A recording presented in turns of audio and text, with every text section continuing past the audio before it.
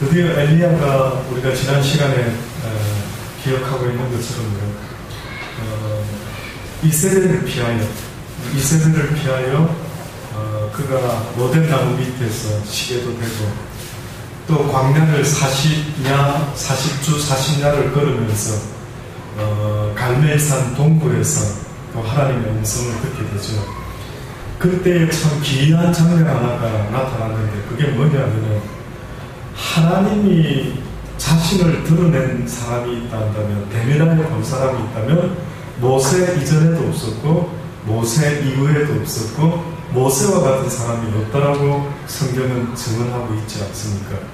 근데 뜻밖에도 그와 같이 대면한 것은 아니지만 또 하나 신기한 것은 엘리야라고 하는 그 선지자에게 하나님이요, 내가 과연 어떻게 너에게 나타나며 응답하며 간섭하고 역사하는지를 보여주는 특이한 경우가 나타났습니다. 그래서 여러분 기억하시는 것처럼 막 천둥이 치는데도 그 가운데 있지 않고, 막 땅이 갈라지는데도 그 가운데 있지 않고, 막 땅에서 불이 쏟아져 나오는데도 막 그 어마어마한 어떤 장엄한 가운데서 하나님의 그 위엄이 나타날 줄 알았는데 너무 어떻게 보면 어울리지 않게 여호와께서 어떻게 응답하신다고요? 세미한 음성으로. 뜻밖이죠. 하나님은 막 우렁찬 목소리로. 가끔 많은 사람들이요, 하나님께 응답받는다 할 때 왜 하나님의 음성 듣는 법만 생각하는가라는 의문이 들더라고요. 하나님은 음성으로만 이야기하시는 게 아닙니다. 그리고 하나님의 음성을 듣는다 할 때에 굳이 하나님이 세미한 음성이라고 말씀한 것은 무엇일까라고 제가 생각을 해봤습니다. 그냥 보통으로 말해도 되는데 세미한이라는 것은 들릴 듯 말듯 알듯 말듯한 그런 방법으로 하나님이 엘리야에게 응답하겠다는 거죠. 그것은 결국 어떤 면에서는 우리가 생각하는 그런 음성 혹은 그런 내적인 음성도 될 수가 있겠지만은요, 하나님께서 우리의 마음과 생각을 통해서도 역사한다는 사실을 잊지 마십시오. 아멘. 많은 사람들이 하나님이 늘 우리와 대화하고 싶고 우리를 간섭해주고 싶고, 꼭 부모가 어린아이를 물가에 내어놨을 때 혹시 기억나십니까?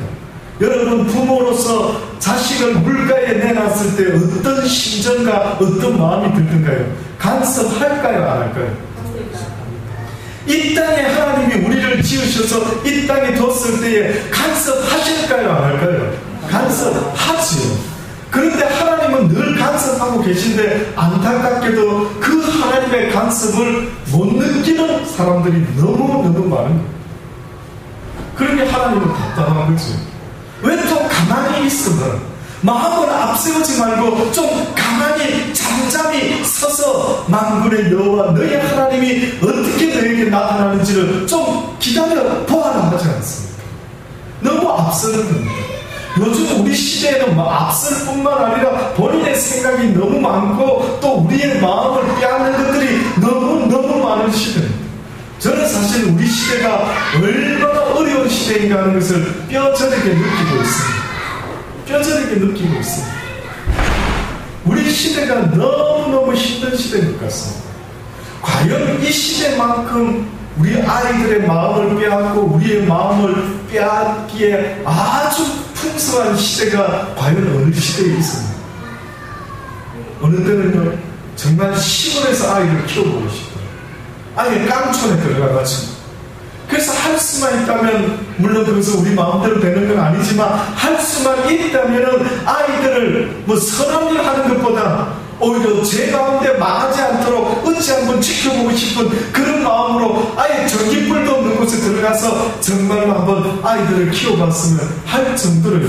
저는 사실은 TV에 어떤 뭔가 인터넷에서 뭔가 떠올랐을 때 저의 관심을 가장 많이 끄는 것이 있다면 그 주제는요, 주로 시골과 농촌에 관계됩니다. 얼마 전에 뉴스에 보니까 제주도에서 또 섬이 있다면서요. 제주도 안에 또 다른 섬마을이 있다면서요.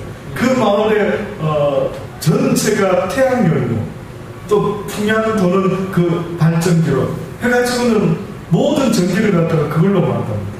어떤 주민 아줌마 한 분이 나왔는데 그전에는요 한 달에 5만원씩 전기세가 나왔는데요 요즘은 2,000원, 3,000원씩 나옵니다. 그러더라고요. 예, 때묻지 않는 세상. 조금이라도 더 어떻게 보면 자연적인 세상이 있다면요 아마 하나님을 사모하게 되는 사람들 대부분이 어떤 면에서는 정말 선한 일 하려고 하지 말고 죄짓지 마라 하는 이야기가 있는 것처럼 우리의 삶을 죄로부터 지킬 수만 있다면 하는 마음도 사실은 없잖아 있습니다. 이러한 시대를 우리가 살아가고 있는데 사실은 뭐 자연 환경이 좋다고 죄짓지 않고 그렇지 않다고 해서 죄를 많이 짓고 하는 것은 아니겠죠. 하나님께서 지키시지 아니하시면 결단코 우리가 깨끗한 모습으로 과연 살아갈 수 있는 사람이 있을까 싶습니다. 그런 어떤 면에서 악한 자 중에 악한 자, 성경에서 이스라엘의 왕 가운데 악한 자 중에 악한 자, 여로보암이 가장 악하다라고 해서 항상 여로보암의 죄. 그런데 그 여로보암 이후로 여로보암을 능가하는 한 왕이 나타났는데 혹시 누군지 아십니까? 아합이라고 했어요.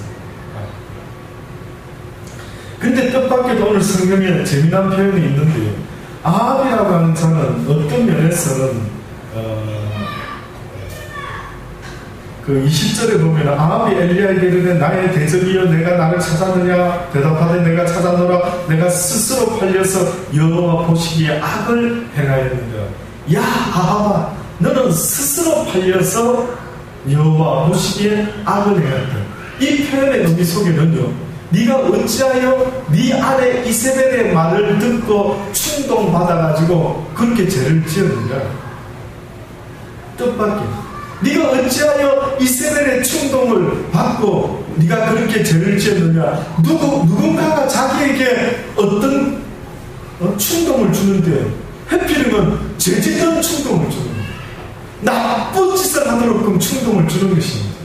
그런데 그 충동을 받고 나쁜 짓을 했을 때에 성경은 뭐라고 표현하고 있느냐. 네가 어찌하여 스스로 팔려서 여호와 보시기에 악을 행하였느냐라는 이런 표현을 쓰고 팔렸거니까. 그때 거절했어야 되는데 왜 나쁜 소리를 귀담아 듣고 그 짓을 너도 똑같이 했으니 네가 죄에 팔렸구나. 자기는 원하지 않았는데 어떻게 보면 근데 뜻밖에도 남의 말을 귀담아 듣다 보니 해필이면 나쁜 말을 귀담아 듣다 보니까 죄에 팔리게 되었더라. 이것이 바로 아합이라고 하는 여로보암의 그 죄를 능가하는 바로 이 사람. 오늘 이 사건이 있기 전에 이 사람은 아합 왕은요 2차례 전쟁을 치르게 됩니다. 그때 하나님께서 뭐라고 하느냐면 남기지 말고 악한 저 이방 민족을 다 없애라 라고 했는데 그가 전쟁 2번째 때에 그 상대방의 왕을요 체포하게 됩니다. 그때 그 왕이 지혜를 구하죠. 신하가 이야기합니다. 이스라엘 왕들은 자비가 많답니다. 그러니 왕이시여 잘만 말하면은 사람은 목숨을 건질 수가 있겠습니다. 이래가지고는 그가 그냥 이스라엘이 아합 왕한테 우리가 그 전에 뺏었던 모든 도시들을 다 내게 돌려줄 테니 왕이시여 나에게 자비를 베풀어 주옵소서. 하나님은 이렇게 명령하지 않았는데 아합이 자기 멋대로 또 조약을 맺습니다. 그래서 그들을 살려주게 되죠.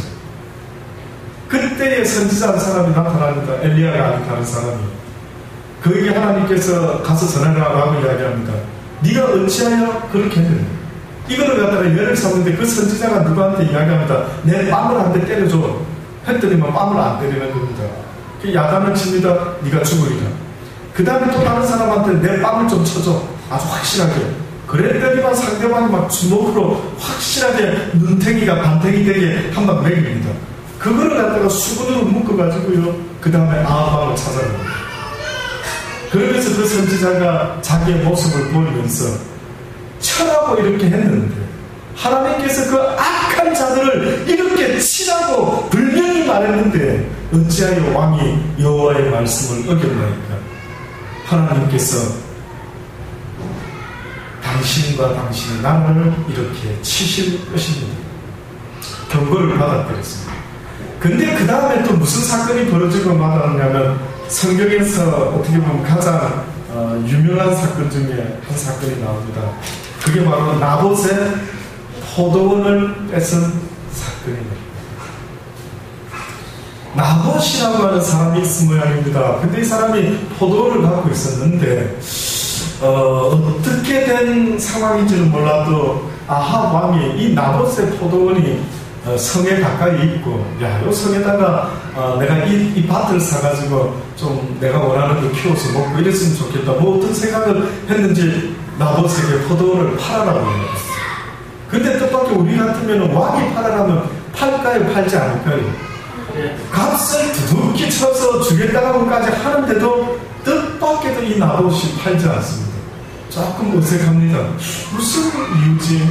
아마 이 나봇이 아합 왕의 이 악한 행위를 어떻게 보면 잘 알고 있었던 어떤 사람이었다라고 추측을 해볼 수가 있습니다.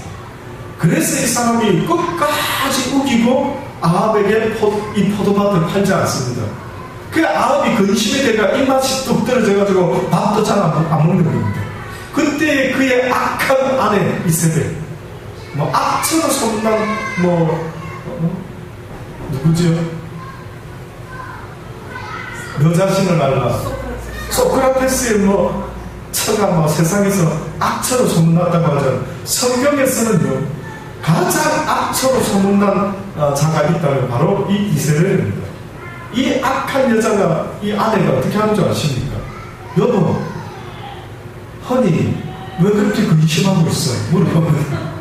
그랬더니만, 이 아합이 또 엘리야하고 있었던 그 사건을 주섬 이야기하듯이 또 이 남자가 또 아내한테 미주알 고주알 또 다 설명합니다. 내가 저 나봇의 포도밭이 너무 사고 싶어서 돈 주고 사겠다는데 그 사람을 팔지 않는데 아우 속상해 이러고 있는 겁니다. 그때 이 당찬 악처인 이세벨이 뭐라고 하는 줄 아십니까? 여보, 기쁜 마음으로 밥을 먹어요. 내가 확실하게 그 밭을 당신에게 돌려줄 테니 걱정하지 말고 사랑하는 허니 나만 믿어요. 이런 막 큰 소리 치면서 그냥 장담을 하는 것입니다. 세상에 알고 보니까요, 어떻게 해서 그 밭을 얻게 되는가 봤더니만은 그를 높은 자리에 나봇을 올려놓고요, 모든 사람이 보는 가운데서 아주 관심을 받게 만들어 놨다가 갑자기 위정자 둘이를 비루 같은 아주 불황자 같은 누구를 써가지고 한 두 사람을 써가지고 저자가 신성 모독을 아마 어쩌고 저쩌고 거짓 미증을 하고 결국은 돈 한 푼 주지 않고 이 이세벨이라는 악처가 나봇의 포도원을 강제로 그를 죽이고 빼앗는 사건이 벌어집니다. 어느 정도 이 이세벨과 아합이라는 자가 왕으로서 어떤 짓을 했는지를 성경은 뜻밖에도 자세하게 이렇게 써놓고 있습니다. 그러고 나서 엘리야가 다시 나타났던 것입니다. 그러고 나서. 그래서 지금 엘리야가 그에게 말하죠. 여호와의 말씀이 내가 죽이고 또 빼앗았느냐 하셨다고. 또 저에게 이르기를 여호와의 말씀이 개들이 나봇의 피를 핥은 곳에서 개들이 내 피, 곧 내 몸의 피도 핥으리라 하셨다 하라. 아합이 엘리야에게 이르되 나의 대적이여 내가 나를 찾았느냐? 대답하다 내가 찾았노라. 내가 스스로 팔려 여호와 보시기에 네가 어찌 그래 악을 네 아내 말 듣고 그렇게 팔려서 악을 행했느냐? 여호와의 말씀이 내가 재앙을 내게 내려 너를 쓸어버리되 내게 속한 남자는 이스라엘 가운데 매인자나 노인자나 다 멸하게 될 것이다. 내 집으로 느바스의 아들 여로보암의 집처럼 되게 하고 아이야의 아들 바사의 집처럼 되게 하니 이는 내가 나의 너를 격동하고 이스라엘로 범죄케 한 까닭이라 라고 말하지 않습니다. 또한 이세벨에 대해서도 말합니다. 이세벨에게 대하여도 여호와께서 말씀하여 가라사대 걔들이 이스라엘 성 곁에서 이세벨을 먹을지라. 아합에게 속한 자라서 성읍에서 죽은 자는 걔들이 먹고 들에서 죽은 자는 공중의 새가 먹으리라 하셨다 하니. 또 이야기합니다. 예로부터 아합과 같이 스스로 팔려 여호와 보시기에 악을 행한 자가 없으면 저가 그 아내 이세벨에게 어떻게 되었다고요? 충동되었습니다. 오늘 우리 시대에도 악한 놈들은 계속 악합니다. 여러분, 죄송한데 모든 세상 사람이 다 착하면 참 좋겠죠. 그러나 내 마음같이 다 착하지 않는 것입니다. 아예 어둠의 자식같이요, 태어날 때부터 아예 막 죽기를 작정하고 악한 일은 도망가서 행하는 영혼 없는 짐승과 같은 자들이 이 땅에 있다라고 성경은 말합니다. 그것을 또 다르게 말한다면 가지 같은 인생이 있다라는 사실을 잊지 마십시오. 어떤 사람은 선한 일을 좋아하고 어떤 사람은 하나님을 믿고 싶어하는 마음이 있는데 어떤 사람은 이상하게 하나님을 저주하고 하나님을 함부로 말을 하며 믿으려면 나를 믿어라라고 말하는 그런 사람도 있지 않습니까? 뜻밖이지. 그래서 하나님을 믿을 수 있는 은혜는 아무나의 것이 아니라고 성경은 말하는 것입니다. 오늘 우리 같은 이 시대에 과연 하나님이 원하는 사람이 있다면 착한 사람을 원하는, 선을 좋아하고 하나님이 원하는 그 깨끗하고 정결한 삶을 살기를 갈망하는 그러한 사람을 하나님은 지금도 찾고 계신다라고 성경이 말씀하고 있는 것입니다.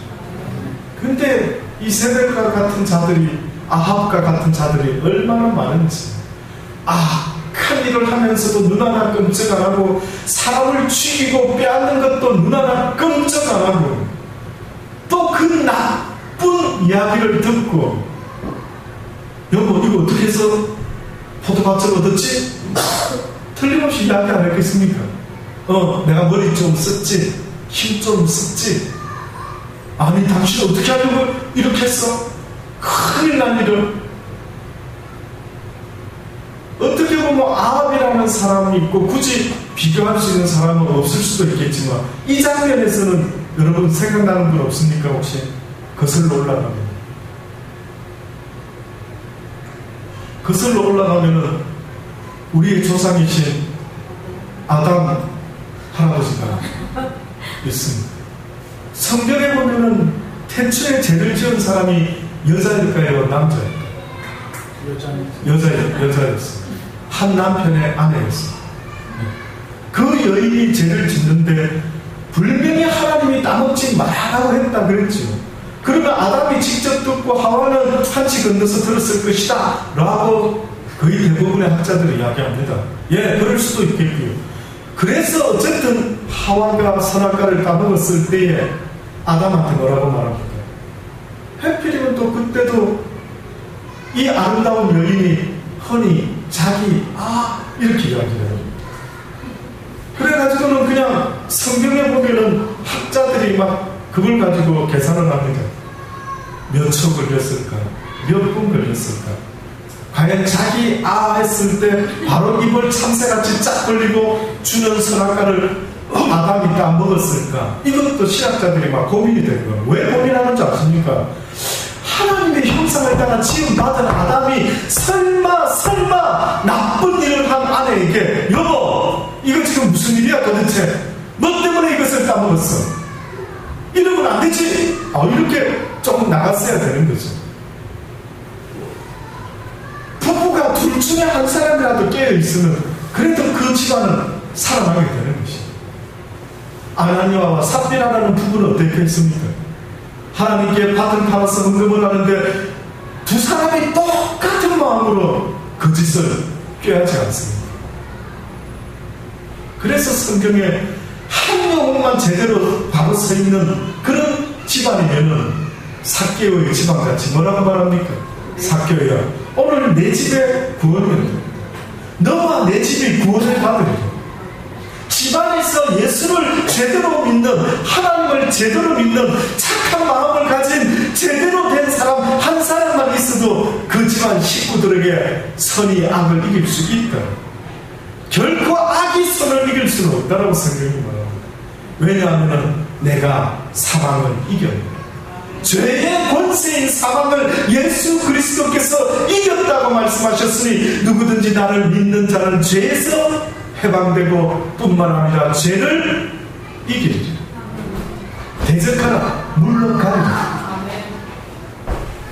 이것이 하나님이 우리에게 약속했던 말씀이었습니다. 근데 뜻밖에도 이 이세벨과 아합은 두 부부가 동일하게 어떻게 보면 남편만이라도 바로 서 있었으면 될 뻔했는데 결국 이 아합도 이세벨의 충동에 팔려서 그가 똑같은 악을 저질렀다. 실제 죄는 누가 지었습니까? 실질적인 행동 대원은 누구였죠? 이세벨이었죠. 근데 그 이야기를 듣고 가만히 있은 아합에게 어떤 죄가 적용될까요? 똑같은 죄가 적용됩니다. 그에 대해서 반기를 들지 않으면 여호와의 법은 뭐라고 말하는지 아십니까? 네가 그것을 듣고도 그 사람에게 그거는 나쁜 겁니다 라지 않은 너도 똑같아요. 그래서 성경이 뭐라고 말하는지 아십니까? 많은 사람들 앞에서 나를 증거하는 자는 나 또한 내 아버지 앞에서 내가 그를 증거하리라. 근데 네가 나를 증거하는 것은 또한 이 세상을 살아가다가 예면 예고 아니면 아니라고 말할 수 있을 때에 확연하게 네가 행동을 취하지 않고 너의 더dom수를 보고 세상 사람들이 교회 다니는 저 목사도 저렇게 사는데 나도 그래도 이렇게 살아도 되는 거 아니야? 라는 일이 벌어지면 그 영혼에 대한 핏값은 또한 나도 책임 없다 하지 않는다. 깊이 생각하시기 바랍니다. 깊이 생각. 못 들었으면 죄 없다 하겠지만 뭔가 아닌 소리를 듣게 되면 분명하게 우리는 이 땅에서 빛과 소금의 모습을 그것은 아니되오라고 분명히 이야기를 해줄 수가 있어요. 그래서 기독교인의 삶의 모습이 이 어두운 세상에 어떠한 역할이 되어야 된다고요? 빛과 소금이 되고, 빛과 소금. 빛이라는 것은 드러날 때 드러나야 되고, 어려운 사람을 구제를 할 때 옳은 소리 하는 것을 왼손이 모르도록 그렇게 은밀한 가운데 구제를 해라. 은밀한 가운데 보시는 내 하나님께서 너의 은밀한 구제를 보고 갚으시다. 구제는 드러내고 하는 거 아닙니다. 저는 가끔 TV를 볼 때에 소년 가장 돕기 아주 타이틀은 좋습니다. 근데 거기 나와가지고 소년 가장들이 막 텔레비에 나와서 온 친구, 막 동네 아줌마, 오빠, 누나들 다 보는 데서 소년 가장 돕기에 참가해서 쌀 한 가마니를 받게 된다 할 때에 소녀가 아니어봐서 제가 그 심정이 어떨까 잘 모르고 소녀인 경리만 만약에 그런 자리에 같은 소녀 입장에서 섰을 때 기분이 어떨까? 좋을까? 1번 좋다, 2번 안 좋다, 좀 뭐가 팔리는 것 같아, 3번 막 쌀이나 많이 줬으면 좋겠다. 경비만 어떤 것 같을까? 막 그거는 물어보나 마나 어떻게 보면은 안 그래도 그 참 힘들고 무거운 짐을 지고 가는 소녀한테 세상에 드러내놓고 아예 그냥 막 다른 외국도 아니고 우리 한국의 온체 말도 많은 이 사회 속에서 그런 일이 벌어지면 여러분 생각할 때 과연 그 소녀의 마음이 편안할 수가 있을까요?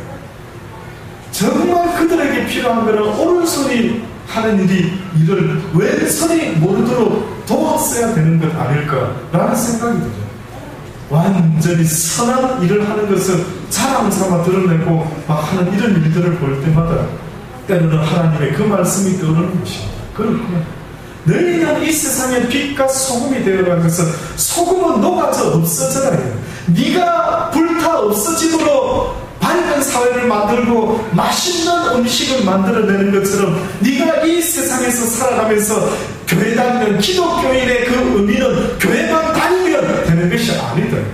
사회 속에서도 학교에서도 직장 속에서도 가정에서도 나의 역할은 바로 그와 같이 아름다운 티도 안 나는 그 누구도 알아주지 않는 듯한 오직 주님만이 아시겠죠 라는 그 가운데 해가며 살아갈 수 있는 이 아름다운 믿음을 오늘 하나님은 보기를 원하시는 것입니다.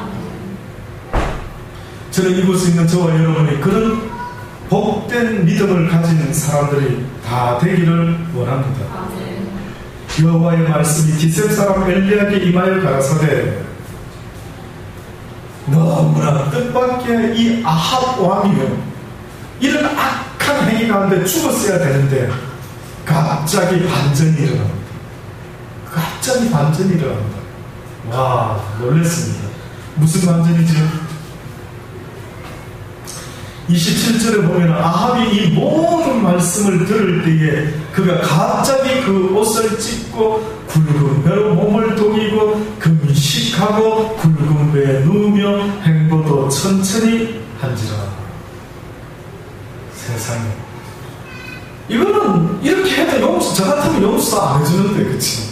아무리 이렇게 배옷을 뒤집어 쓰고 뭐 난리를 쳐도 웃기고 있네 이놈아 네 지은 죄를 생각하라 이러면서 저는요 그걸 더 가식적이다 이래가 너 죄를 더하리라 뭐 이래서 저는 그런 사람이 제가 하나님 같으면 완전 막 사지를 어떻게 해서라도 아주 잔인하게 정말 하고 싶을 정도로 이 아합은 이스라엘의 백성을 죄짓게 만드는 일에 앞장설 장본인인 거예요. 그것도 푼수같이 이방 여인을 아내로 얻어가 그 말에 귀를 기울이면서 그저 그냥 그렇게 팔려가는 어리석은 죄악에 팔려가는 그런 모습으로 그런 짓을 했는데 무슨 용서가 이 자에게 가당치하겠습니까?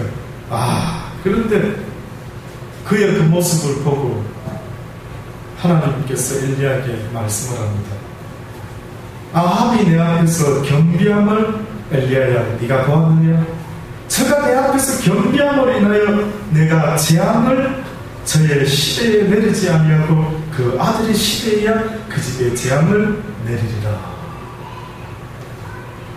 결국은 하나님은 무엇 앞에서 약하신 분 같습니까? 아무리 오늘 죽을 죄를 짓고 오늘 완전히 지옥 아랫목에 들어가게 될 것이다 라고 했을지라도 하나님이 무엇 앞에서는 방금까지 내린 저주를 바꾼다. 무엇이 있을 때? 회개. 이 회개가 이렇게 중요한 것입니다. 그렇다고 뭐 회개만 하면 되지 않고 죄를 지으라는 것은 아니죠. 예, 잘 오해하지 마시기를 바랍니다. 하나님께서는 진정으로 회개하는 자에게. 그래서 아합은 왕으로서 차마 그럴 수 없는데 니느웨 성의 왕과 같이 정말 희한하게도 그가 굵은 배옷을 옷을 동이고 옷을 찢고 그 다음에 굵은 배로 몸을 동이고 그 다음에 또 뭐랍니까? 금식도 하고 그 다음에 굵은 배에다 들어 눕기도 하고 걸을 때 빨리 안 걷고 어휴 내가 어째 그래 하나님 앞에 그런 죄를 지었을꼬 라고 하면서 천천히 완전히 실성한 사람 비슷하게 놀랬습니다. 저는 아합의 끝이 이렇게 좋게 끝나면 안 된다 생각하는 아주 그런 막 보면서 막 아주 의문을 느꼈던 사람 중에 한 사람인데 이놈이 어찌하여 이렇게 회개를 하니까 이 고양이 못된 놈 막 그러면서 막 온갖 생각이 다 일어나는 것입니다. 근데 너무 신기한 그 못된 왕이 하나님 앞에 겸비하고 진심으로 하나님이 인정할 정도의 모습까지 보이고 마는 것입니다. 그때 하나님이 엘리야에게까지 말하지 않습니까? 저를 봐라 내 앞에서 그가 겸비하였다. 앞으로 성경을 읽으실 때 회개와 유사한 말이 뭘까요? 라고 할 때에는 그것은 바로 겸비라고 하는 단어도 있다는 사실을 잊지 마십시오. 겸비라고 하는 것은 다시 말해서 내가 회개할 때에 입술로만 회개하는 것이 아니라 회개의 모습을 갖추었다라고 하는 의미에서 겸비라고 하는 단어를 쓰게 되는 것입니다. 사랑하는 여러분, 물론 우리가 살아가다가 죄짓지 않을 수만 있으면 참 100점이 될 수 있겠지만, 그러나 어쩌다가 원치 않는 죄를 짓게 될 때마다 꼭 잊지 마십시오. 회개하라, 회개하라, 천국이 가까웠다.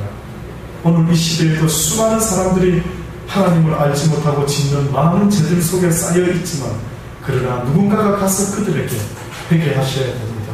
회개하셔야 됩니다. 그 나쁜 일에서 돌아서야 됩니다. 나쁜 자를 무서워하지 마십시오. 여러분, 나쁜 자가 나를 해코지게 하는 거 아니야? 이렇게 무서워하지 마십시오.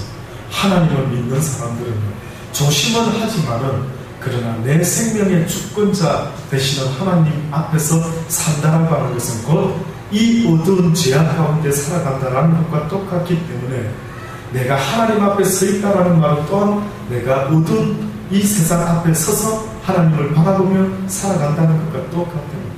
그러니 하나님을 믿는 자 주께서 지켜보아여 주실 것을 저는 믿습니다. 혹시나 어두운 밤길 지나게 될 때에 주를 더 간절히 생각하면서, 그때가 아니면 주를 더 열심히 부를 때가 언제 있겠습니까?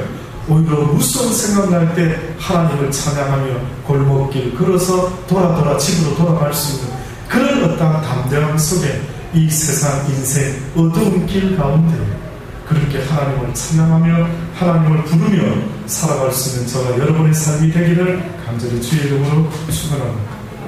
기도하시겠습니다. 좋으신 아버지 감사합니다. 그렇습니다. 이 이스라엘과 아합이, 그래도 특별히 이 아합은 하나님 앞에서 겸비함으로 회개함으로 자신의 죄를 뉘우쳤을 때에 하나님의 은혜를 얻게 되는 것을 보게 되었습니다. 우리 또한 비록 죄를 짓든 짓지 아니하든 날마다 하나님의 은혜 가운데 할 수만 있다면 죄짓지 아니하고 교만하지 않은 것, 하나님의 은혜 가운데 늘 주를 바라보며 깨어 기도하는 믿음의 삶을 살아갈 수 있는 우리 모두가 되게 하여 주옵소서. 감사합니다. 예수님의 이름으로 기도드리옵나이다.